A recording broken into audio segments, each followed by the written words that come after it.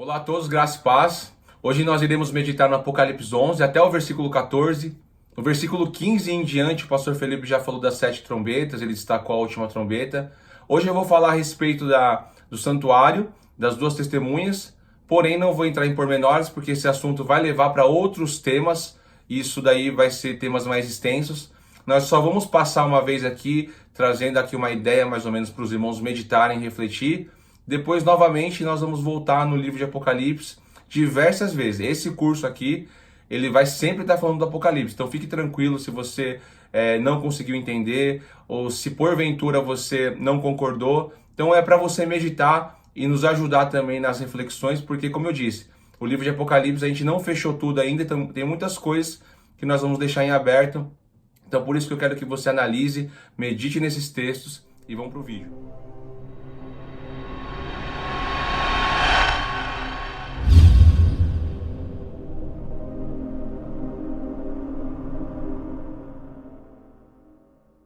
Apocalipse 11, versículo 1 vai dizer o seguinte: Foi-me dado um caniço semelhante a uma vara. Também me foi dito: Dispõe-te e mede o santuário de Deus, o seu altar e os que nele adoram. Mas deixe de parte o átrio exterior do santuário e não o meças, porque foi ele dado aos gentios. Estes, por 42 meses, calcarão aos pés a cidade santa. Nesses dois versículos aqui nós vamos falar sobre o santuário, né? Esse cano que foi dado para medir o altar e os que nele adoram, e o átrio vai ser pisado por 42 meses pelos gentios. O que é esse santuário? Essa é a pergunta que nós temos que fazer. Por quê? Porque esses 42 meses que foi dito aqui, ele está ligado com as 70 semanas de Daniel. E essas 70 semanas, a última semana, nós entendemos que foi lançada para o futuro, e você tem os 3 anos e meio finais, que é o contexto da grande tribulação, que seria esses 42 meses. Então por isso que é importante estudar as 70 semanas de Daniel, e nós não vamos destacar isso aqui. Já tem vídeos aí no canal, os irmãos dêem uma procurada que vão achar bastante coisa sobre isso. Quando nós olhamos essas 70 semanas, você tem ali uma promessa da reconstrução do segundo templo, com Neemias, Zorobabel, Ageu, Esdras, né? Todos esses personagens, mas você não tem uma profecia relacionada à construção do terceiro templo. Esse é o ponto que eu quero deixar destacado. Porque nas 70 semanas, você vai ter a morte do ungido. Esse ponto é muito importante. A morte do ungido, que é Cristo, faz toda a diferença no cenário profético e escatológico. Porque o próprio ungido vai dizer qual seria o templo depois daquele segundo templo, né, que seria destruído. Esse segundo templo, nos anos 70, foi destruído. Nós temos aí um outro templo que Jesus diz. E esse templo é o que está ligado em Apocalipse 11. Porque esse contexto aqui é um contexto futuro, que envolve as 70 semanas e que está relacionado com a morte do ungido. Por isso que isso daí é muito importante os irmãos entenderem e analisarem. As 70 semanas, ela tem 3 pontos importantes, que primeiro ponto é as 7 semanas, né, que vai falar ali, 7 semanas, 70 semanas de anos nós falamos, né, mas as 7 semanas apontando para 49 anos, que é o tempo da reconstrução mais ou menos do templo. Depois da construção do templo até a morte do ungido, depois nós vamos ter 62 semanas, que vai ser o tempo até a morte do ungido, que seria a segunda parte. A terceira parte, a última semana, que foi jogada para o futuro, você tem o hiato aí, e essa última semana está no contexto do livro de Apocalipse, os 3 anos e meio finais, né, relacionado aos 42 meses nesse texto aqui. Então por isso que está tudo ligado, né? Então quando você tem esses textos, a morte do ungido, é muito importante a gente frisar isso, porque o próprio Jesus vai falar da sua morte e da sua ressurreição. E olha que interessante, João capítulo 2, olha o que ele vai dizer. Dentro desse contexto aqui, os irmãos vão ver que Jesus estava no templo e ele estava expulsando os cambistas, os vendilhões que estavam fazendo negócio no templo, enriquecendo-se por causa do templo, usando o nome de Deus para negócios. Paulo vai falar isso, né? Que nos últimos dias, nesses dias que nós vivemos também hoje, e muito ainda, isso é muito forte na nossa geração, pessoas usando a palavra de Deus a fim de fazer negócios com ela, enriquecendo ilicitamente. Então eu vejo que isso é muito pertinente para os nossos dias. Por isso que nós temos que tomar cuidado com lobos vestidos de ovelhas, né, que tem devorado as ovelhas. Existem os bons, mas também existem os maus. Então a gente tem que saber separar o joio do trigo. Aí nesse texto ele vai expulsando, né, esses vendilhões e vai dizer o texto no versículo de número 16: Disse aos que vendiam as pombas: Tirai daqui estas coisas, não façais da casa de meu pai casa de negócio. Falando do templo, da casa do pai. Lembraram seus discípulos de que está escrito: O zelo da tua casa me consumirá. Perguntaram-lhe, pois, os judeus: Que sinal nos mostra para fazer essas coisas? Os judeus já indagaram: Por que você está fazendo isso? Né? Que sinal e que autoridade você tem para fazer isso?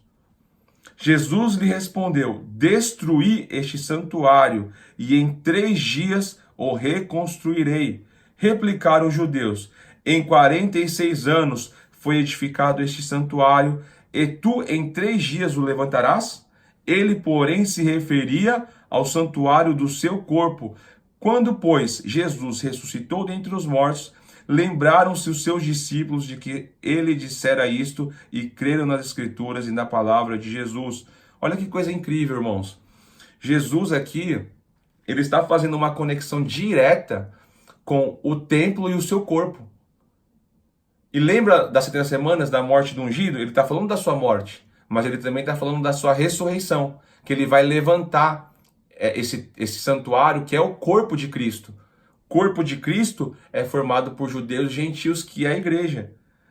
Esse ponto é um ponto que a Escritura vai falar muito, vai falar do mistério de Deus, que os gentios são co-herdeiros do mesmo corpo. E esse estudo eu quero fazer à parte, porque vai dar muitos temas. Então eu vou esperar acabar toda a sequência do Apocalipse 20, até o 22, depois eu vou entrar nesse estudo com detalhes.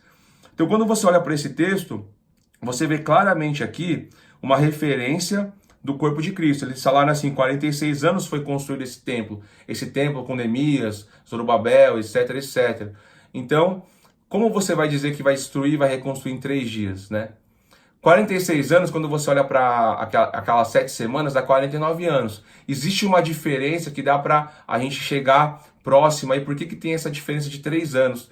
Mas eu não vou falar isso nesse vídeo. Então, o que é o santuário? Santuário é o corpo de Cristo. Então, logo em Apocalipse 11, que faz parte, né, dos 3 anos e meio finais ali do contexto da grande tribulação, nós temos um santuário, não um terceiro templo que vai ser reconstruído, porque não existe promessa, mas o santuário ali relacionado à igreja, ao corpo de Cristo.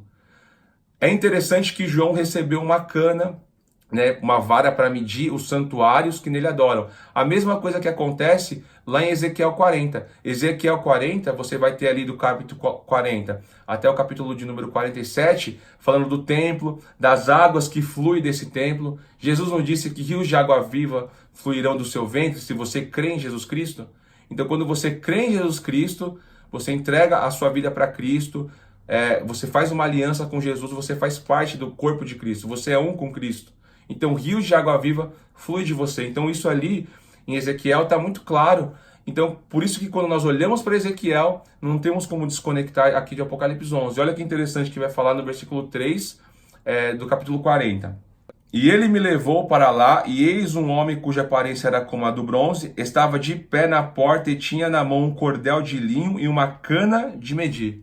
Então, aí ele vai começar a medir o templo. Então, os irmãos, leiam o capítulo 40 até o 47, que vocês vão ter bastante revelação e bastante entendimento daquilo que eu estou falando nesse texto aqui. Então, quando João ele vai medir o santuário e os que nele adoram, e o altar e os que nele adoram, está medindo o quê? Quando nós olhamos para o templo, né, nós identificamos que está ligado com o corpo de Cristo. Por isso que você tem 3 compartimentos. Átrio, que aponta para a nossa parte externa, exterior, nosso corpo. Você tem o santo lugar e o santo dos santos, alma e espírito, né? Por isso que nós temos essa ligação. Mas nós temos que estudar sobre essa questão de dicotomia, tricotomia, a essência do homem, e para isso eu precisaria pegar todos os textos. Em alguns contextos, quando vai falar de espírito, está apontando para a alma, porque a palavra espírito ela é vento, ela é sopro, né? Então por isso que é importante pegar o texto no original e olhar o contexto. Quando se fala, por exemplo, de contextos de fôlego de vida, de morte, né? aponta para Espírito, é a mesma palavra que vai falar, né, tanto para Espírito Santo, etc e tal, Espírito do homem, mas no contexto ali, como se fala de vida ou morte, está falando de fôlego de vida. Então, esses pontos é importante fazer, destacar, mas fazer um estudo à parte. Então, esse santuário aponta para o pátio, né, para o santo e o santo dos santos, relacionado com a totalidade ali, a essência, o ser do homem, né, que é composto, né, por isso que fala corpo de Cristo, é formado por várias pedras vivas, né. Então, por isso que Deus não habita em templos feitos por mãos de homem, mas ele habita em templos feitos por suas próprias mãos. Deus que construiu o homem, né? Foi ele que formou o homem. Então isso é importante. Dito isso daí, o que eu acho interessante nesse texto é que o pátio, que é o átrio exterior, não era para medir. Era para os gentios pisarem por 42 meses. E o interior, que seria a parte ali do santuário, o altar e os que nele adoram, era para medir. O que eu entendo desse altar? Nós temos dois altares. O altar do sacrifício, que ficava na parte exterior, que não era para medir, e o altar do incensário, né? E esse altar do incensário, em Apocalipse no capítulo 8, o pastor Felipe já fez uma leitura, vai falar que esse altar é as orações dos santos. Olha que interessante. Então era para medir isso. Por quê? Porque só Deus conhece o nosso interior. O inimigo pode nos ferir exteriormente, pode até nos matar, mas interiormente não. Paulo vai falar assim que ainda que a nossa carne, o meu corpo, né, se desfaleça, o interior contudo se renova, né, se renova de dia em dia no Senhor. Então isso é importante. Por que eu digo isso daí? Porque quando fala para medir, é que Deus está provando, né, os nossos corações, está analisando, está medindo a nossa intensidade de sermos fiéis a Ele, e isso é nos dado, e a capacitação vem através do Espírito Santo. Então isso é interessante porque você pega, né, esse altar e os que nele adoram.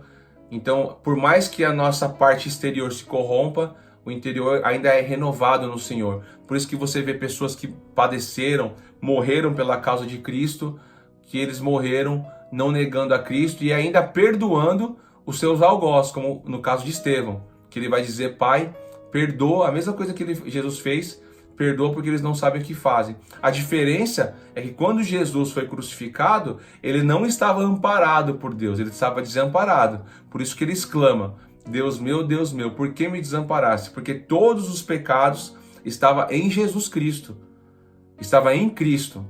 Mas quando um cristão, um servo de Deus que está no corpo de Cristo morre, ele morre amparado. Tanto que Estevão contemplou a glória de Deus nos céus, que ele vai ver o Filho do Homem à direita do Pai. Por isso que eu vejo que essa medida aqui, de medir os altares, os que nele adoram, está apontando para o nosso homem interior, a igreja que não pode ser corrompida interiormente, porque ela está cheia de Cristo, né? Então Deus está analisando, porque quando se fala de medida, se fala de uma análise, de um julgamento, né? Lembra que ali em Mateus 7, que vai falar assim: não julgueis para não ser julgado, com a medida com que você julgar, vai ser medido vocês também, né? E aí, ali está falando de um julgamento hipócrita, né? Você não pode fazer um julgamento hipócrita, mas julgar segundo o reto juízo, isso é bíblico, nós temos que fazer, né? Então Deus está julgando, está analisando a casa de Deus, porque o julgamento, né, Pedro vai dizer que o julgamento começa primeiramente pela casa de Deus.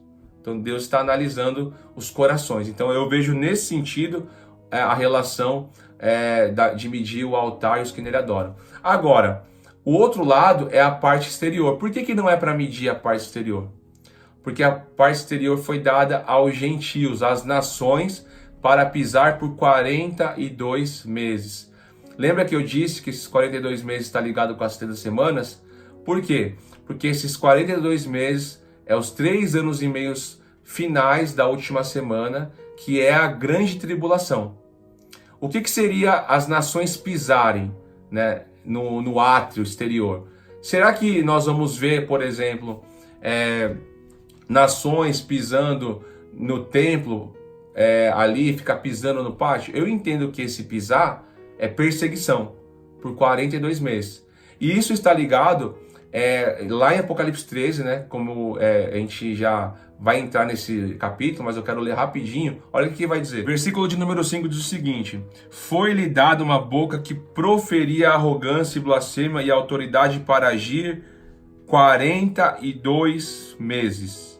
Ou seja, quando você vai pegar esse texto, vai falar da ascensão do anticristo e deu autoridade para que ele vencesse os santos por 42 meses. Então isso eu vejo que está ligado com Apocalipse 11, porque as nações estão pisando por 42 meses, né, esse santuário. Como eu disse, esse santuário é o corpo de Cristo.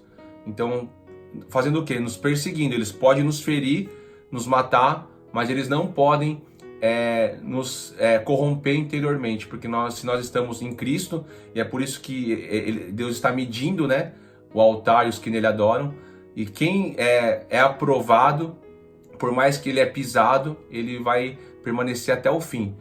Em Cristo foi concedido a nós não somente crer, mas também padecer por ele, como diz Paulo para a igreja de Filipe, né? Isso aí é algo que nós temos que entender, que a perseguição não é algo que vai acontecer e nós não vamos ser capacitados por Deus. Se tivermos que ser perseguidos, nós temos que ter muita confiança em Deus e ir para o martírio como muitos foram, né? Agora, se há possibilidade de nós fugirmos, como diz a palavra de Deus, que vão ter pessoas que vão ser poupadas, amém. Mas nós não temos que colocar as questões das perseguições como se fosse algo que nós não conseguiremos passar. Cristo nos capacitará para qualquer momento. Eu digo sempre isso aqui para os irmãos. Nós vivemos no olho do furacão, vamos dizer assim, porque aqui você tem próximo Oriente Médio, você tem países que são anticristãos, como China, Rússia, que perseguem os cristãos. Então, para acontecer de o Japão no futuro ser perseguido novamente, como aconteceu na era Edo Jidai, que eles falam, né, que era dos feudos samurais, que havia perseguição para com os cristãos, muitos cristãos foram perseguidos, isso pode acontecer. Mas o que nós temos que nos manter firme em Cristo, na unidade do corpo de Cristo, isso é importante, estamos unidos, né, fisicamente, porque virtualmente, no contexto do futuro, não vai existir mais isso, porque tudo isso daí vai ser controlado, vai ser bloqueado. Então como é que a gente vai ter contato pela internet? Então por isso que é importante a unidade física do corpo de Cristo. Então vamos lá. Quando você pega esse texto, você vai ver que esse tempo que os gentios estão pisando por 42 meses, Lucas vai falar também, que é o tempo dos gentios. Muitos pré-tribulacionistas vão falar que o tempo dos gentios vai acabar, o tempo dos gentios, e a igreja, quando a igreja é arrebatada, e vai começar a grande tribulação, né? Que seria para eles os 7 anos. Mas eu respeito, mas eu discordo disso. Por quê? Porque o tempo do gentio já foi falado aqui, 42 meses, né? Que eles vão pisar a cidade por 42 meses. E acabando os 42 meses, é a vinda de Cristo. Vamos ler lá em Lucas, olha o que diz o texto. Versículo de número 24 diz o seguinte: cairão ao fio de espada e serão levados cativos para todas as nações, e até que o tempo dos gentios se completem, Jerusalém será pisada por eles. Ou seja, Jerusalém será pisada por eles, é o que está acontecendo em Apocalipse 11. Por 42 meses eles estão pisando, calcando o pé na cidade santa, e vai dizer aqui que o tempo dos gentios se completem, eles vão pisar. Então, em que momento que o tempo do gentio vai se completar? Quando terminar de pisar. E isso acontece na vinda de Cristo. Eu não li o versículo 20, né, 21 e 22. Aqui vai falar no contexto sobre Jerusalém ser sitiada de exército, os que estiverem ali fugem para a Judéia.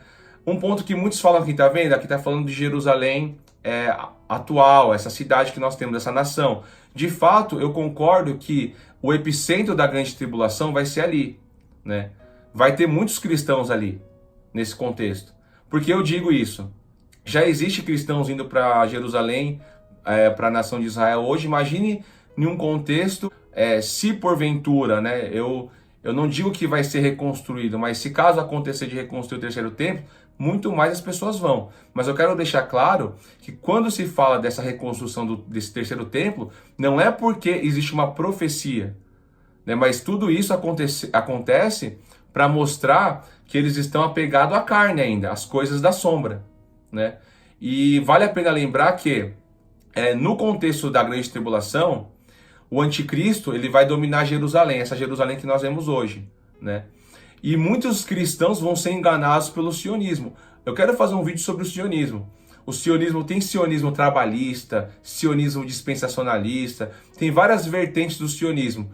Muitos entendem que a nação de Israel, que foi formada ali em 1947, 8, né, mais ou menos, que vai falar da nação que Deus levantou essa nação por causa das promessas. Na verdade, eu creio que foi a permissão de Deus, mas eu não vejo essa Jerusalém atual hoje como detentora de promessas, como se fosse um relógio de Deus, mas sim eu vejo que ela está ligada com profecias de ira de Deus derramar o cálice da sua ira. Que essa Jerusalém hoje é muitas questões políticas que envolve, né? Lembre-se que no contexto dessa Jerusalém ser reestabelecida era um contexto de início de Guerra Fria. Então, quem estava comandando o primeiro-ministro ali? Ele defendia o sionismo trabalhista, que envolve ali com a KGB, com a União Soviética, tem tudo isso. Por isso que esse sionismo que eu vejo que existe hoje é perigoso, né? Então, é por isso que vai falar do epicentro ali, porque o anticristo vai dominar ali.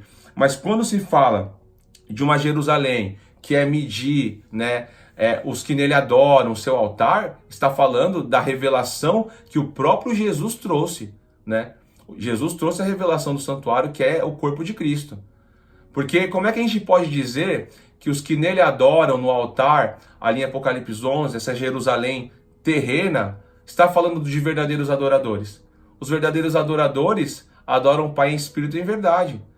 Se nós falarmos que adoradores, os verdadeiros, estão ligados com esse santuário, que seria possível, na interpretação de alguns, um terceiro templo, nós estamos dizendo que voltar para a prática da primeira aliança é sinal de ser um verdadeiro adorador, de ser um adorador ali, naquele contexto de Apocalipse 11.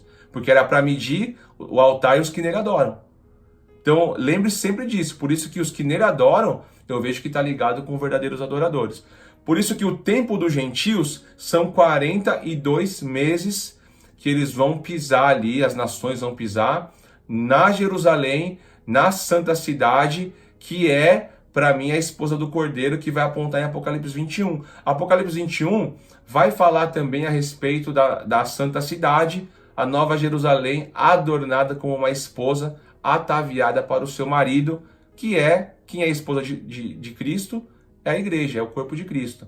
Então, esse é o ponto importante. Agora, sobre essas questões que há, essas guerras entre Palestina e Jerusalém, eu vejo que isso está ligado com profecias, mas relacionado à ira de Deus, né? A ira de Deus sendo derramada sobre o reino do anticristo. Porque para mim, né, ainda eu tenho que a grande Babilônia, eu quero fazer um vídeo exclusivo para isso, a grande Babilônia está relacionada com a Jerusalém atual, né? Essa Jerusalém atual que se encontra em escravidão, ok? O próximo vídeo que eu vou fazer vai ser as duas testemunhas, então eu quero que vocês fiquem ligados e eu vou falar alguns pontos ali, para depois nós irmos para o capítulo 12, que eu vou fazer um vídeo sobre isso também, amém? Então Deus abençoe a todos e fiquem na paz e aguardem aí a parte 2.